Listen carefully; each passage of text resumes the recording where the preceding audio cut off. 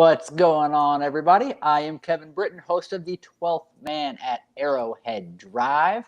Be sure to tune in every Sunday and Wednesday for all your Chiefs content right here on Stadium Drive Sports. Sean, go ahead and let the people know. Hey, how's it going out there? This is Sean from the Royal Way, your baseball side of things, and we're bringing it together right now on the Combo Show. Absolutely. Make sure you guys check out Sean on the Royal Way every Monday and Thursday here on Stadium Drive Sports. Combo Show Live is every Tuesday, 8 p.m. Central Time, giving us a chance to interact with you, answer any questions that you may have about the Chiefs, the Royals, or fantasy football. We do have the Fantasize This show airing every Friday, where we help you bring home the prize and the pride in your fantasy football league. Now, if you guys are ever unable to make the live show, but you do have some questions that you'd like us to answer, feel free to send us an email at stadiumdrivesports@gmail.com so we can still get those questions answered for you. You can always tune in to the live afterwards if you're unable to make it. And if you guys are new to the channel, or if you haven't already, feel free to subscribe. We would definitely appreciate that. And if you guys like the video, if you guys like our content, go ahead and click the thumbs up. Let us know that you guys do enjoy what we're doing here at Stadium Drive Sports. But we will start up this combo show for you. We are ready to roll, and I hope you guys are too.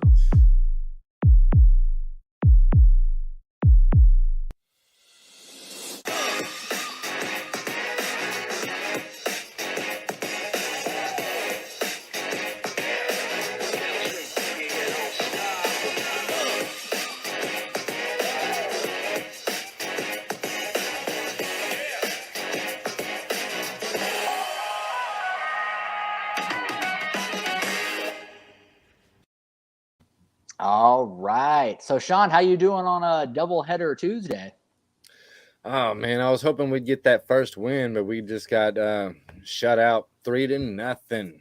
Oh, it's not looking good, man. I had to skip the first one. Wasn't able to get my Royal Way episode in on time if I didn't. It probably wouldn't come out until tomorrow if I worked both double headers. So shows you guys how important you are to us here. That's right. I've got to get this out on time, Otherwise, you're going to look at this Royals versus Rockies. Well, we're 4 games into the White Sox series. What's this guy talking about? Hey, it helps that it is a 5-game series that we're playing against the White Sox. We're trying to cram some extra games. The Royals have been behind on the record and the standings and whatnot. We've got some games to make up. We was hoping that those games to make up would turn into wins so we can gain some ground. That's when you look at the standings and you see why we're not in the basement against the Detroit Tigers. It's only because we haven't played as many games so far. And as we're looking at it, we might deserve to be in the basement because one of those stats that I throw up during the look at the division standings is those runs scored and runs against. And that run differential will tell you so much about a baseball team, as well as a football team whenever you look at points given up and points against. I mean, it shows the tale of the defense and the offense. When I see those stats, Kevin, I just can almost define a team at that point just by that one stat. You used the right phrase when you said you throw up those stats because they're pretty sickening. So definitely the proper verbiage to use there. But I mean, to quote the great late John Madden, I'm willing to bet the winner of this game is going to be the team that scores the most points. Whoever puts up the most points, I think they're going to win. So I mean, spot on. Got to put up more points than the other team, so you have to hold them to less, obviously. But I did see that we got Singer back in the lineup for the doubleheader, so got him back in there to start game 2 for us. Brady Singer is just like Chris Bubich. You want to know why? Why? Well, it seems that they both skipped AAA, and that could very well add to the hot seat problems for Mike Matheny and maybe even higher in the organization because they're pressing these guys. They skipped AAA.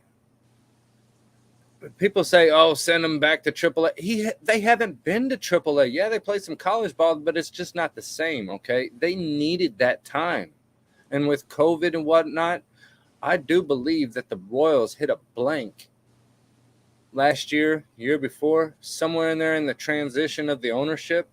We hit a blank, and we can't make up for it. We don't have the depth right now to make up for it. We're depleted. If we're we just brought up a guy because Salvi just went on the DL. He went on the IR, the injured list, whatever acronym you want to use for it. But he's out for 10 days. Who did we bring up? We've got MJ Melendez and Cam Gallagher, but we brought up another guy. Who is it? A guy from Northwest Arkansas from AA, Sebastian Rivero. Okay, we're gonna let him skip AAA too? Are we that desperate? That's a good question. Are we this desperate for names already? Okay. It's definitely a good question to pose.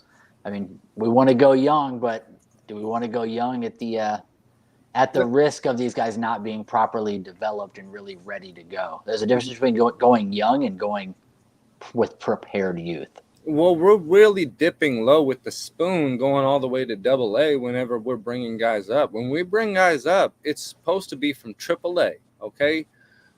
Just waiting to get into the majors, who have proven themselves over the years. The Royals have established themselves as being one of the best teams in the majors as developing their young players. And if we can't move by that characteristic, if we can't move forward with that characteristic, we're not the same Royals anymore. Ewing Kauffman would be rolling in his grave right now thinking of how great we were in the 70s and developing this team from the minors and from overseas and where we are now with firing our batting coach.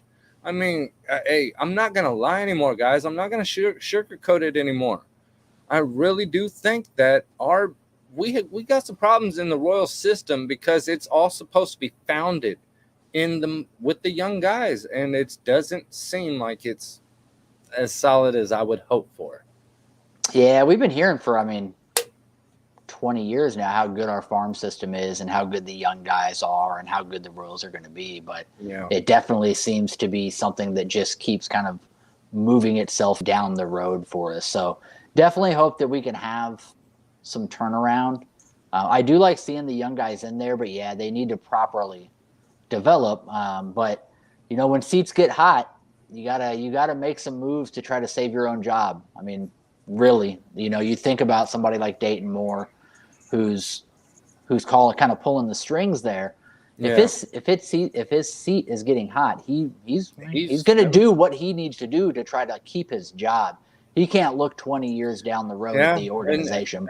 And you've seen it from both sides of the ball. They got rid of Eldred on the pitching side. Now they got rid of Terry Bradshaw on the batting side. I mean, what's next? You know what's next. Your job, sir.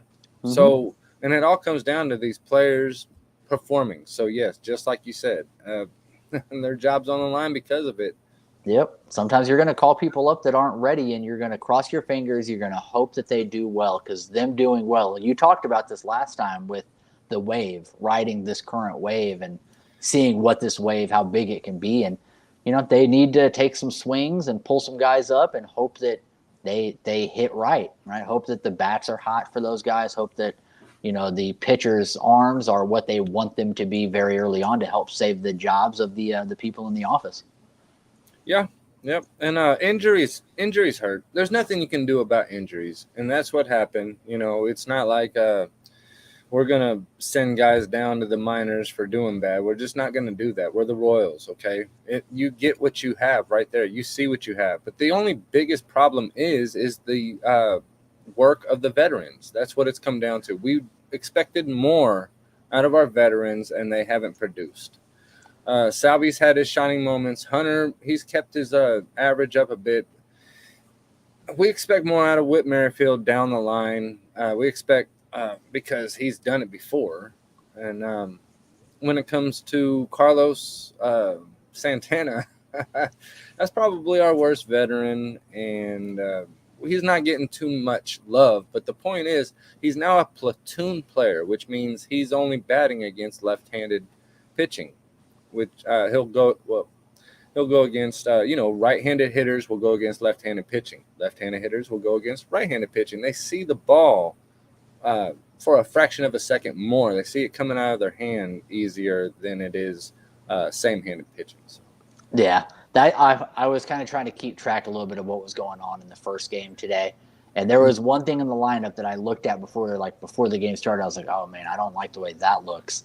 And then it came to a point in the game where we had the bases loaded. I think there was nobody out, maybe one out, and what I saw in the lineup that I didn't like is exactly what came up to the plate, and it was Santana and O'Hearn batting back to back, and we ended up leaving ducks on the pond, had them left all bases full to end the inning after those two batted back to back. So, yeah, like I said, some of the veterans or even the younger guys that are still kind of vets in a certain way definitely aren't getting the job done. Yeah, like Nicky Lopez. Nicky Lopez last year led the team with a 300 even batting average, and we just expected him to be the contact hitter we need just to get on base, and that's how you should structure your lineup. And when you see Matheny's lineup, he has made a lot of changes, and a lot of changes that are already getting drastic, like putting Michael Taylor up in the second spot. Like,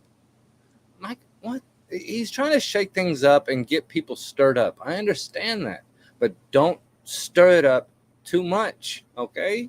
You've got to keep it solid for somewhat to live up to exactly where you want them to be batting in that lineup at some point, and it's going to be soon. If you want Bobby Witt to be in the beginning of the lineup in the top three, put him there, okay? Stop flirting with him and putting him down in the 6th and 7th as discipline. It's getting old already. He is currently batting in the 3-hole for the second game of the doubleheader. Bobby Witt Jr. is batting in the 3. So we have Merrifield, Benintendi, Bobby Seven, got Bobby Sev, and then Santana, Isbell, Rivera, Melendez, Taylor, and Lopez. So, and Singer, by the way, Singer's done for the day. Singer pitched 7 innings. Okay. Only gave up 4 hits. Really? No earned runs. Wow. No walks. 9 strikeouts. You remember that talk that I just said that Brady Singer and Chris Bubich are the same player? It's only because they skipped AAA. Obviously, it's not because of their performance. Well, I like Singer. I'm big on Singer, and I think Singer is going to be a very good pitcher in this league for a long time. You've mentioned that. Him coming right here. I mean, he got the call, got the ball on the mound, went 7 strong, no earned, no walks, 9 strikeouts. That's what you want out of a big league pitcher. And if you ask anyone who loves baseball, that's all you can ask for, and they should get a win. If your starting pitching does that well, you deserve a win. So you want to switch over to foosball, some football? Yeah, I think our opening question today, I believe, is football related, and it's actually a topic that I wanted to touch on anyway. So, looks like so Eric said, with Melvin Ingram signing with the Dolphins, what are the Chiefs going to do now? So we had a free agent tender on Melvin Ingram where if he didn't sign anywhere for more than $4.4 million, then we would hold the rights to him. If he did sign somewhere else for more than 4.4, we're going to get a comp pick out of him. So it's expected to be a 5th. Now, comp picks are always tricky. It's going to depend on exactly how that salary is arranged and different things. But the hopes is that it's going to be a 5th-round comp pick, which, sure, why not? Yeah, and also speaking of the number 5, that's exactly what he got from the Dolphins was $5 million flat. And like you said, he was offered $4.4 million from the Chiefs, which is $600,000. So we couldn't come up with a little $600,000 to match. We obviously didn't want Melvin Ingram. So the question more is this a big need? Is this a hole now?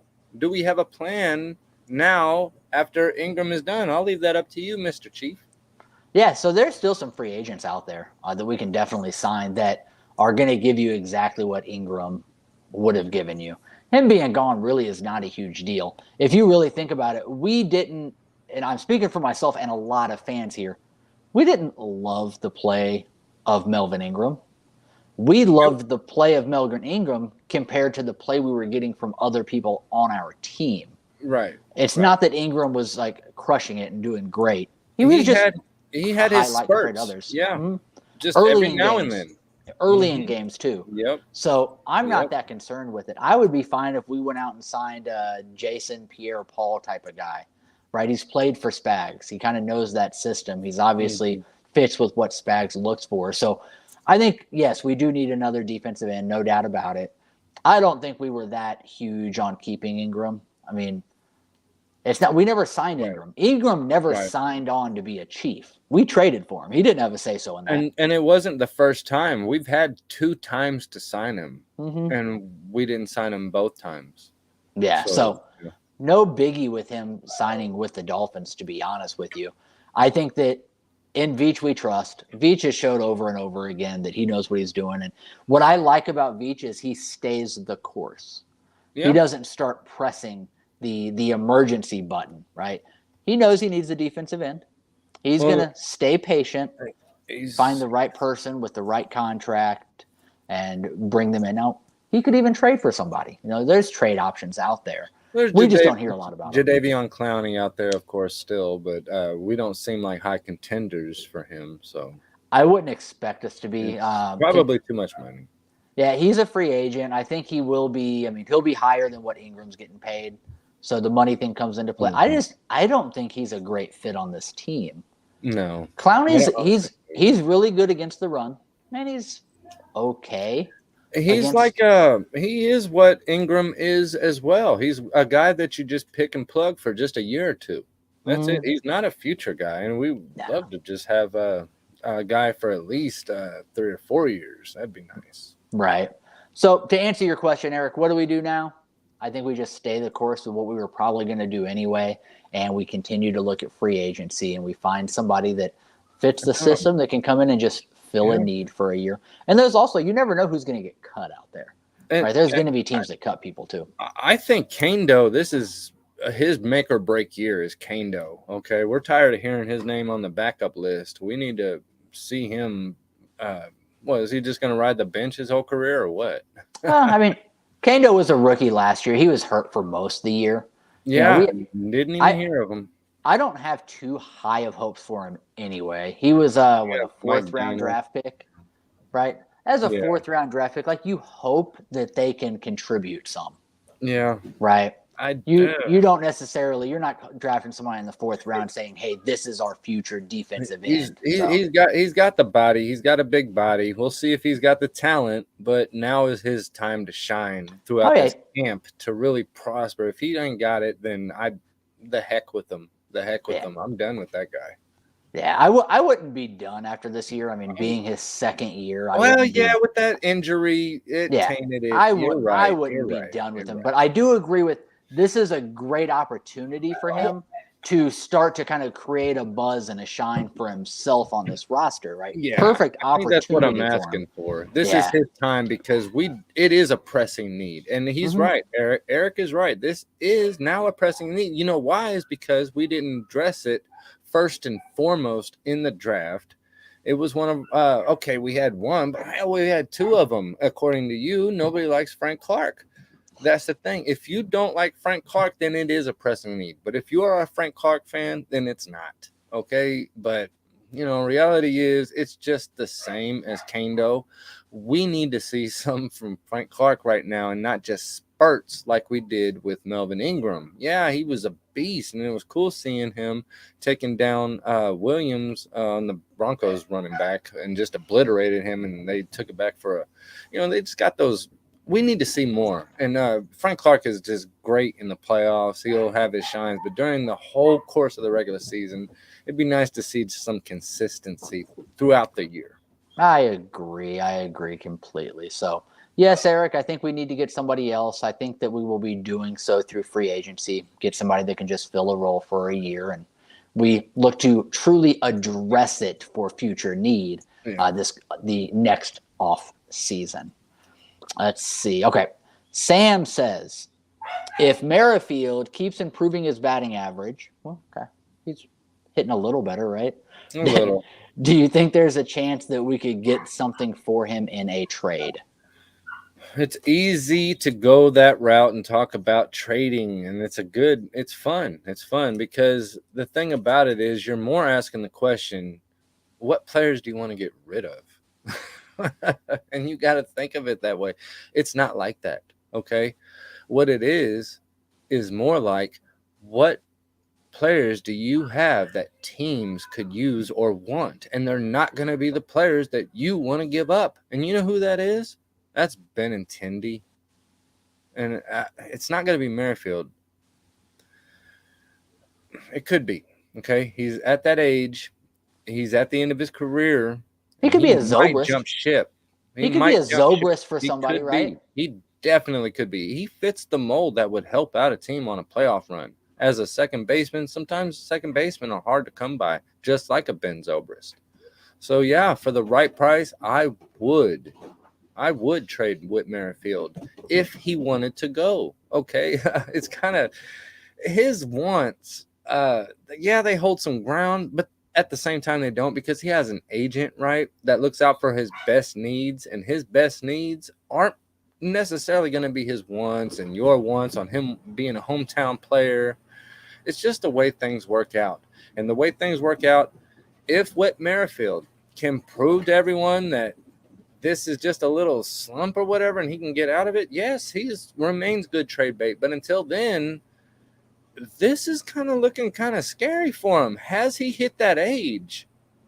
Sometimes a player can hit an age to where they're just not the same player. But Ask Gordo. I didn't say that. I didn't say that. He's still a great player, Yankees. Take him. Take him. But yeah, I think if he gets his batting average up to like a 280 or something, that means he hit a good hot streak, and that could be a good time to kind of sell high on him and maybe recoup a couple AA type guys that our scouts really like, that we think could be something in a couple years, and I think that would be an okay move. Yeah. Let's see, James asks, what do you think is the best and worst record that the Chiefs could finish the season with? Okay, I like this. So worst and best. Let's start with best. What do you think best case scenario? What do you think the Chiefs record is? I think the best case scenario was what you said on your show earlier yesterday was 4 losses. 13-4. Yeah, 13-4. I think that's a pretty good pick, but I also think that might be the top for this year. I say 17-0. Mm-hmm. That's the best it could be. That's the best it could be. But no, you've got to remember that it's no secret that the Chiefs have the hardest schedule in the NFL. Fifth hardest schedule based on last year's. Now it's the fifth. Fifth hardest based on last year's records. Okay. But I agree with you. I think that 4 losses is kind of best case scenario. I'm glad that they've got an easy kind of run there at the end of the schedule, like you said. Our hard games are kind of there in the middle, which and I think that Buffalo game is going to be flexed. Okay, that's like a noon game at Arrowhead. It's probably about the 5th or 6th game in the schedule, but I think at that point, and like you said, I'm with you. Buffalo, man, they've had some heartbreaks. They have been this close, just like the Chiefs were with the Patriots in 2015, or what was that? I forgot the year. It was before we went on our run. That was our first. Was it 17 or 18? First, yeah. But anyways, when you're that close, and the Chiefs were as close as offsides penalty, you are so expected to do the best, and I think that they'll be the top contenders in Vegas as the AFC champions, if you ask me. So that game is very crucial, very, very crucial. And also, before I'm done, Also, what is crucial is the fact that we don't play the Chargers at the end of the season. So that early game right there is big to get that win against the Chargers as well. Because as you know, everybody says, oh, the Chargers are going to win the division. But Every year. yeah, every year. Chargers. You asked the national media before the season starts, and the Chargers have won the AFC West each of the last 12 years. Oh, already. Yeah. What do you think? What do you think would be worst? What's the worst record you could see us having this year? Oh, the worst record, man. That's going to have to be 7 losses. It's going to be 9-7 at that point, or 10-7. 10-7. 10-7. 10-7 is their lowest I see them going. Getting that close to 500. No, that's not the Chiefs. No. Yeah, I agree. I'm spot on with you with the 10-7 kind of being the worst record I think we would have. People get overly excited, if you will, about how hard our schedule is. Guys, we have had a tough schedule every year for the past 4 or 5 years. Right? Yeah. This is nothing new to the be Chiefs. The best. To be the best, you got to beat the best. Okay, we're the best. You got to beat us. So yeah, I think 10-7. So James, I think we're in agreement here. 13-4 would be best case. 10-7 would be worst case. All right, let's see. Dustin asks, or he says, we are always looking at what the Royals' future could be. At what point does the future become the now for the Royals? It comes down to that depletion rate. Just exactly what I was just talking to you about. You figure out how many players we have left to bring up. Okay, we're down to AA already. Okay, we got MJ Melendez as catcher. Okay, he just got brought up. Now we're bringing up another catcher. Okay, so, it's not that deep for us to bring up these guys. That's the problem. So the future is now if we're already doing it. Obviously, we keep bringing up new guys. What you see is what you get right now. Okay, there's only a couple of guys left. That's Nick Prado and who is that V guy? Vinny Pasquantino. Everybody, he's got a lot of anticipation. So we've got a little bit of something to look forward to. So the future isn't quite right now, you know what I'm saying? But we are very close. And like we've been talking about this episode is how hot is the seat for Dayton Moore and Mike Matheny when we know that we are rushing our players, rushing our pitchers and skipping them past AAA and just throwing them in the big show right now. I don't like it. I really don't like it. And when you ask if the future is now, I think the real answer is I think we're too far into the future. Take me back to 15. But yeah, I think that's pretty spot. We got basically about 2 guys that if they get to the major leagues, then the future is in the majors at that point. So that kind of the future becomes the now at that point. And then we just have to cross our fingers. We have to hope everything aligns. We have to hope that our hitting and defense is able to match our pitching and vice versa, so that the future being the now is also winning, right? Because there is that chance that the future becomes the now, but we're still not successful. Yep, and when it comes down to the pitching, I want to throw this out there. We've got a couple of veterans. We've got Keller and Greinke. They've got their spots. But it's not just the young guys that we want to fill in and do their roles. We've also got some middle players that actually need to do their roles with Carlos Hernandez, okay? We need to see him do a lot better, and he's our 3rd slot in that starting rotation. And it's those middle guys, like a Hunter Dozier that's – I think is really going to define this season. Okay. I think we'll get okay performance out of our young guys. We do have some good young guys. Okay. They're going to have a B- year.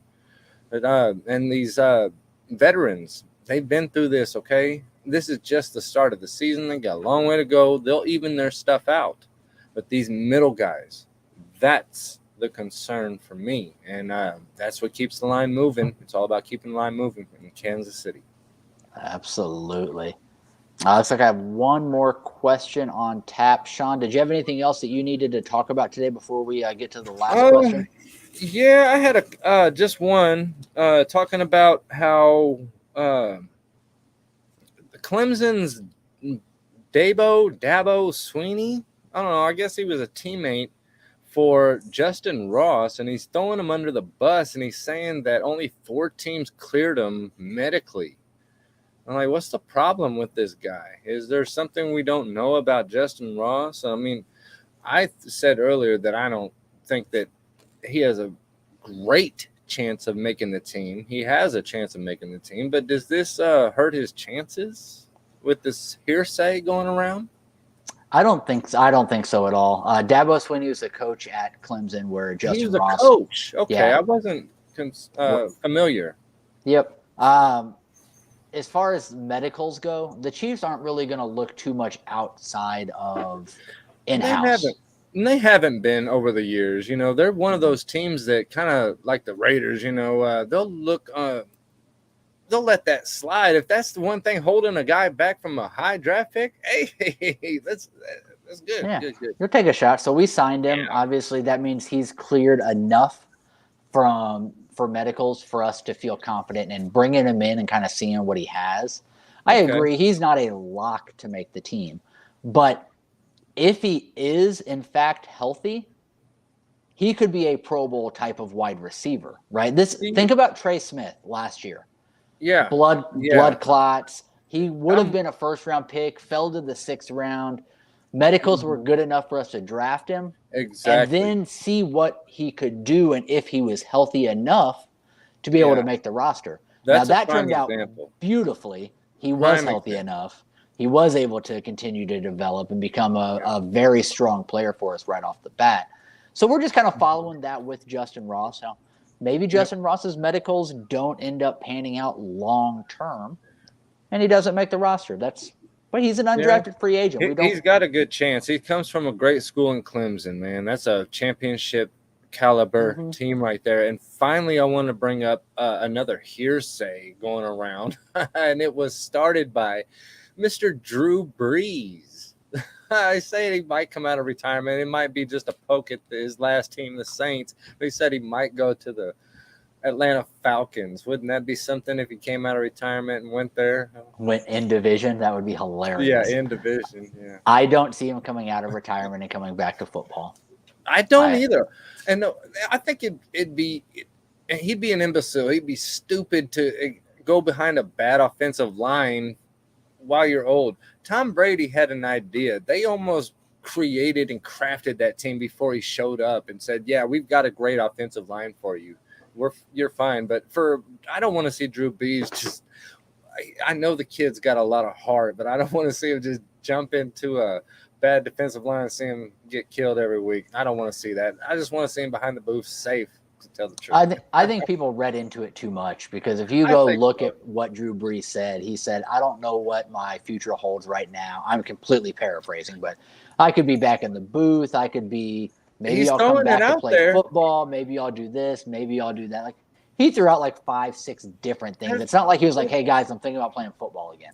Well, there's not too many teams that I think at this point would be hungry for a Drew Brees at this point. You know, you hit that age, you're just not the same guy. You was just commentating. And the best fit I would ever think of him going is maybe the Carolina Panthers, you know. But it's got to be a playoff team, and it's obviously got to be a team with an offensive line. And I don't think Carolina has the offensive line right now. No, so I don't see him coming back. We can move on from the here. Yeah. I think it's more hearsay. It's hearsay. I agree. I don't think he has the skill set at this point to be able to be a highly effective NFL quarterback. So yeah, he lost a little bit of power behind his throw. We saw that in the last year, and he just couldn't exactly get it in with that laser that he used to always throw like 98% of his career. So so I don't see him coming back. But last question we have here, it's a good one. I like it. Quincy said a random question. Who's your 5 favorite Royals and 5 favorite Chiefs of all time? I'll let you start with name your 5 Royals. I'll name my 5 Royals, and then I'll name my 5 Chiefs, and you can name your 5 Chiefs. Cool. We can do that. All right. Who's your 5 favorite? Not the best. This is your favorite. Who's your 5 favorite Royals of all time? Oh, my 5 favorite Royals. Oh, it's going to have to be in different eras if I could, and it would take me some time. You're not going to get an answer from me right now. I'm sorry, Royals Empire. You might get that on an episode. Any that you could guarantee are in your top 5? You have one or so that you know, like no doubt. No doubt is going to be, of course, George Brett. Okay. How would it be if I started out with? Yeah, it'd be Joe Brett. I said Joe Montana. Yeah, it'd be George Brett, Bo Jackson, and that's where it stops. Those right are your there. 2 locks. Okay. Those are the 2 locks. The other guys, I'm going to have to put this in the royal way and make my top 10 list. It's going to be hard. It's going to be difficult because, I love these Royals so much, and there's different eras that you can put them in. When it comes to the Chiefs, let me hit my Royals. We'll go back and forth. Oh yeah. Do your Royals. So Royals Spitfire in here, and I'm looking favorites, not best. So forgive me for not naming George Brett. Bo Jackson is guaranteed lock. Let's see. Brett Saberhagen would be in my top 5. Salvi. I'm a huge Salvi fan, have been since the moment he got called up. And then I'll round out my top 5 with a couple guys from the World Series team. I'll go with Lorenzo Cain and Eric Hosmer. Those would be my top 5 favorite Royals of all time. Now, to talk favorite Chiefs of all time, that's a toughie. So my top 5 favorite Chiefs. I had to go research. Yeah, Mahomes is in my top 5. Let's see. Jamal Charles would be top 5 for me. Let's see. Oh, man, that's a good pick right there. He might be in my lock, too, is Jamal Charles. Yeah. Derek Thomas is in my top 5 favorites of all time. Absolutely. Lenny Dawson has got to be there. He's got to be a lock. He is Mr. T from the time. He is not in my top 5 just because I have to look at guys that I really watched play for them to truly be favorites. Those eras make a big difference. Now it'd be different if I was talking, who I think is the top 5 best of all time, but just my faves. Lenny doesn't crack my list of favorites, but let's see. Derek Johnson would be in my top 5. I think I've named 4 so far. Let's see. Mahomes. Yep, one more. Jamal, DT, DJ, and